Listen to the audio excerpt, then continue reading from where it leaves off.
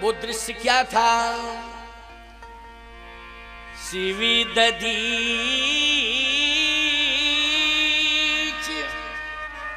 हरिश्चंद्र नरेसा,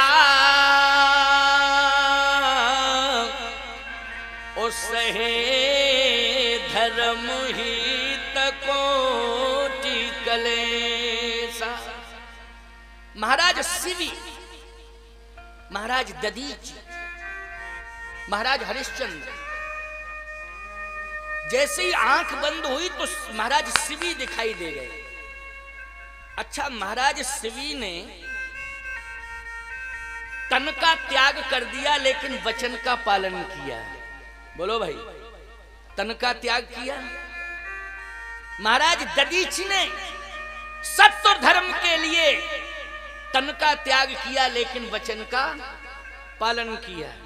महाराज हरिश्चंद्र ने राज्य का त्याग किया, पत्नी का त्याग किया, पुत्र का त्याग किया, स्वयं राजा से भिखारी बन गए, नौकर बन गए। लेकिन ईमानदारी से बताओ, राजा से भिखारी बन गए, राजा से एक डोम के यहां जाकर नौकर बन गए, लेकिन सत्य और धर्म को नहीं छोड़ा। महाराज शिवी, महाराज दधीच, महाराज हरिश्चंद्र।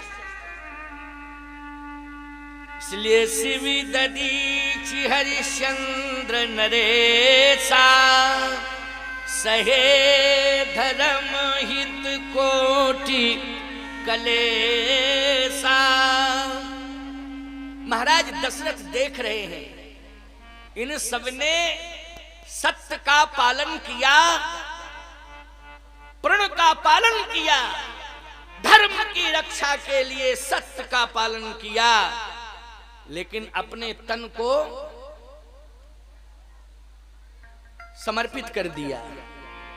तन की चिंता नहीं है, धन की चिंता नहीं है, लेकिन चिंता है तो धर्म की चिंता है, सत्य और धर्म की चिंता है।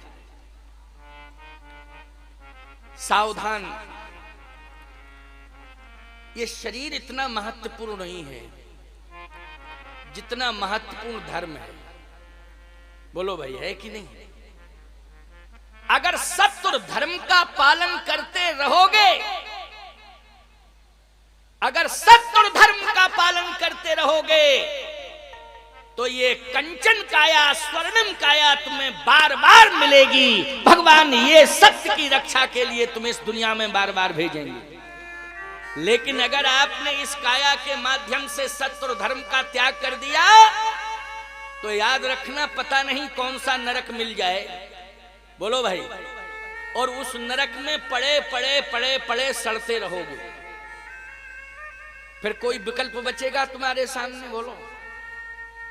इसलिए कहता हूं कि शरीर तो धर्म के लिए माध्यम बनता है, सत्य पालन के लिए शरीर माध्यम बनता है, तो इसे सत्य और धर्म की रक्षा के लिए माध्यम बनाइए।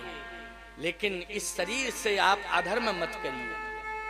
आपके हाथों से अन्याय नहीं होना चाहिए, अधर्म नहीं होना चाहिए, अनीति नहीं होना चाहिए। इस बात पर विचार करना पड़ेगा, ध्यान रखना पड़ेगा। ये कथाएं इसलिए सुनाई जाती हैं, ग्रंथ इसलिए पढ़ने के लिए कहा जाता है, आचार्यों की शरण में जाने के लिए इसलिए कहा जाता है कि इन महाभागों की कथाओं को सुनिए और सुन करके आप अपनी समस्याओं से दूर होइए। आप उलझे पड़े हैं, आप सुलझने की कोशिश करिए। समस्याओं में उलझे हैं, लेकिन ये कथाएं आपको सुलझाने का प्रयास करती हैं। लेकिन आप सुने मन लगा के तब। महाराज शिवी को देखा, आंखों में आंसू आ गए। महाराज दधीच को देखा, आंखों में आंसू आ गए। अच्छा, ये दिखा कौन रहा है? भगवान स्वयं, भगवान ही दिखा रहा है। भगवान शंकर ने कहा से ताराम, अब बताओ आप कि राम जी अयोध्या में रहें या राम जी बन जाएं? अब आप बताइए क्या चाह रहे हैं? दशरथ जी ने कहा 2 मिनट का मौका और दे दो सोचने का। देखो हृदय परिवर्तन हो रहा है कि नहीं हो रहा है? अभी तो मौका ही नहीं दे रहे थे सोचने का, अभी तो सीधी सी बात कह रहे थे, बचन मोरी तज रहाई ग्रही परिहरशील सने, मौका दे कहां रहे थे। लेकिन अब मौका मिलने जा रहा है। भगवान ने ऐसी व्यवस्था कर दी, क्योंकि राम कीन चाहे सोई होई करे, अन्यथा आस नहीं कोई। दशरथ जी ने कहा थोड़ा सा मौका दे दीजिए सोचने का। भगवान शंकर ने कहा थोड़ा नहीं, जितना चाहो उतना ले लो मौका, कोई दिक्कत नहीं, लेकिन हमें बता दो सोच के कि राम जी अयोध्या में रहें या बन जाएं। जैसे ही नेत्र बंद हुए पुनः, तो महाराज हरिश्चंद्र फिर आ गए सामने। शिवी दधीच हरिश्चंद्र नरेसा, उसहे धर्म हित कोटि कलेसा। वो केवल हरिश्चंद्र दिखाई ही नहीं दिए। हरिश्चंद्र जी को सिंहासन पर बैठा हुआ भगवान ने नहीं दिखाया। भगवान ने वो दृश्य महाराज दशरथ के सामने खड़ा कर दिया हरिश्चंद्र जी का, कि काशी के बाजार में बिक रहे हैं, काशी के बाजार में बिक रहे हैं वो दृश्य। नहीं तो सिंहासन पर बैठा हुआ दृश्य भी दिखा सकते थे। बोलो भगवान दिखा सकते थे कि नहीं, लेकिन नहीं, भगवान ने कहा वो रील दिखाओ कि जिसे देख करके हृदय बदले, इसलिए वो भाग दिखाना है। तो भाग वही सामने आ गया। महाराज हरिश्चंद्र काशी के बाजार में खड़े हैं। वो विश्वामित्र जी महाराज बेचने का ऐलान कर रहे हैं, घोषणा कर रहे हैं कि है कोई काशी में लेने वाला। आज मैं अयोध्या के नरेश को बेचने के लिए आया हूं, इनका नाम हरिश्चंद्र है कोई? प्यारे, धर्म भी परीक्षा लेता है। संकट यदि जीवन में आ जाए तो समय परमात्मा का स्मरण कर लिया करो, यह सोच करके कि परमात्मा आज मुझे स्वीकार करना चाहता है, इसलिए स्वीकार करने के पहले मेरी परीक्षा ले रहा है। इस परीक्षा में मुझे उत्तीर्ण होना है।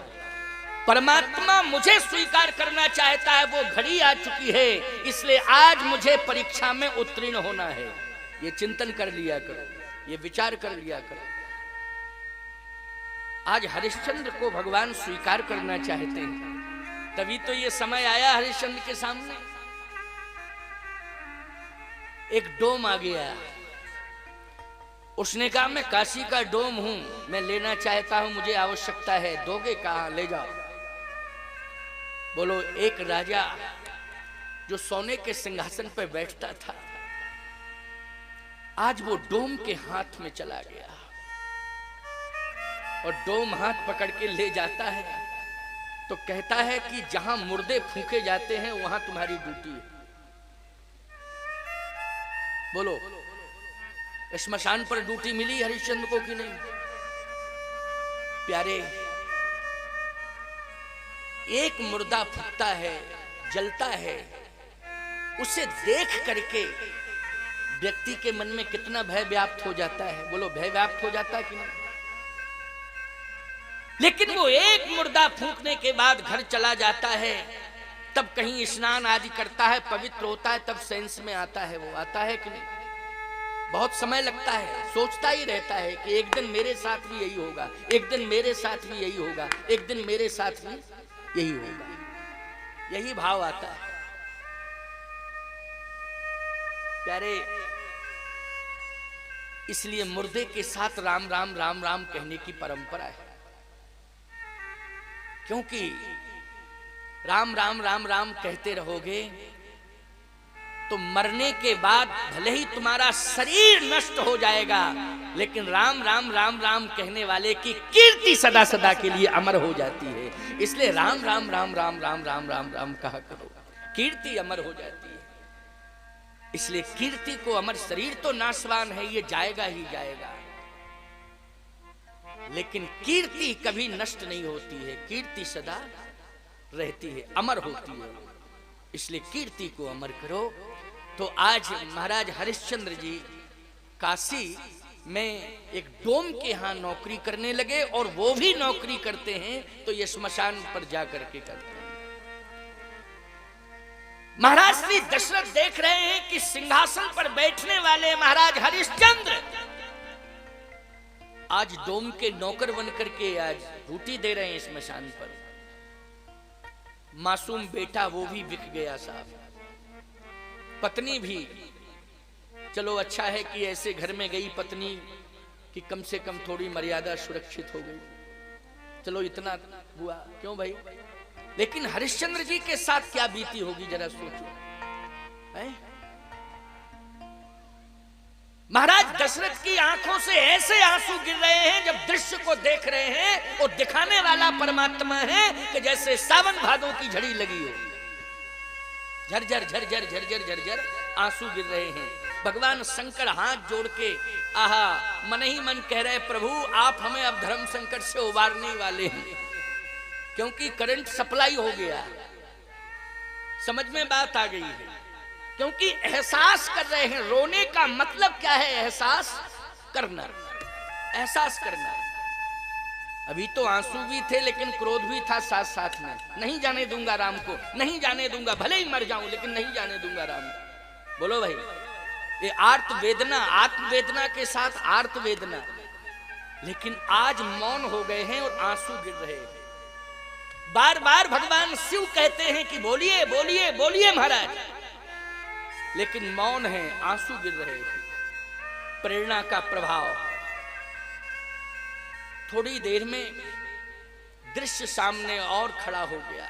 एक ऐसा दृश्य खड़ा हुआ कि हरिश्चंद्र के बेटे रोहित को सर्प ने डस लिया। ये परीक्षा ही तो है, क्यों भाई, है परीक्षा की नहीं। सर्प ने डस लिया। सर्प ने जब डस लिया तो बेहोश होकर के बेटा गिर गया। पूरे काशी में हाहाकार मच गया कि एक मासूम बेटे को, हरिश्चंद्र के मासूम बेटे को एक सर्प ने डस लिया है, तक्षक ने डस लिया है, सर्प ने डस लिया है। लेकिन पड़ा रहा बेचारा बेटा, प्राण भी उसके निकल गए। लेकिन बेटे की लाश के पास काशी का कोई व्यक्ति नहीं आया। बोलो ये विडंबना है कि नहीं? मैं कहता हूं कि गरीब से गरीब के घर में भी घटना घट जाती है तो पूरा गांव वहां पहुंच जाता है। बोलो पहुंच जाता है कि नहीं पहुंच जाता है? मैं कहता हूं शत्रु भी पहुंच जाता है वहां कि भाई बेटे के साथ ऐसी घटना घटी है। वो छोटा सा बेटा है, उसके साथ ऐसी घटना घटी। दुश्मन भी पहुंच जाता है। लेकिन विश्वामित्र जी के भय के कारण काशी के किसी नागरिक की हिम्मत नहीं पड़ी, किसी व्यक्ति की हिम्मत नहीं पड़ी कि रोहित के शव के सामने पहुंच जाता। इतना भय था विश्वामित्र जी का। महाराज दशरथ देख रहे हैं और चीख पड़े महाराज दशरथ। आंसुओं की धार तेज हो गई। ये क्या हुआ, ये क्या हुआ, ये क्या हुआ, बस यही शब्द निकल रहे थे। ये क्या हुआ? अभी पढ़ा था लेकिन अब आंख से देखा है। अभी तो पढ़ा था दशरथ जी ने इतिहास, लेकिन अब आंख से देख रहे हैं। बोलो स्वप्न में भी कोई भयावह दृश्य यदि आ जाता है तो आप चीख पड़ते हो कि नहीं चीख पड़ते हो? बोलो आप चीख पड़ते हो, बड़ी जोर से चीख पड़ते हो। पूरा घर कहता क्या हो गया, क्या हो गया, क्या हो गया। तो आप यही कहते हो कि एक ऐसा दृश्य सामने आया कि मैं बर्दाश्त नहीं कर पाया और भयभीत हो गया। महाराज श्री दशरथ भी चीख पड़े, ये क्या हुआ। लेकिन रोती विलखती तड़पती गिरती तारा आ गई और अपने बेटे को उठाया और हृदय से लगाया। जैसे हृदय से लगाया तो तारा कहती है काशी में कोई ऐसा है जो मेरे बेटे की लाश के लिए कफन दे दे। मेरे पास कफन नहीं है। जिसके यहां नौकरी करती थी उसकी भी हिम्मत नहीं पड़ी, क्योंकि भय किसका है? भय विश्वामित्र जी का है। भय विश्वामित्र जी का है। हिम्मत नहीं पड़ी। ध्यान से सुनना, मन को एकाग्र करना। ये सामान्य दृश्य नहीं है और ये सामान्य कथा नहीं है, ये बड़ी महत्वपूर्ण बात है।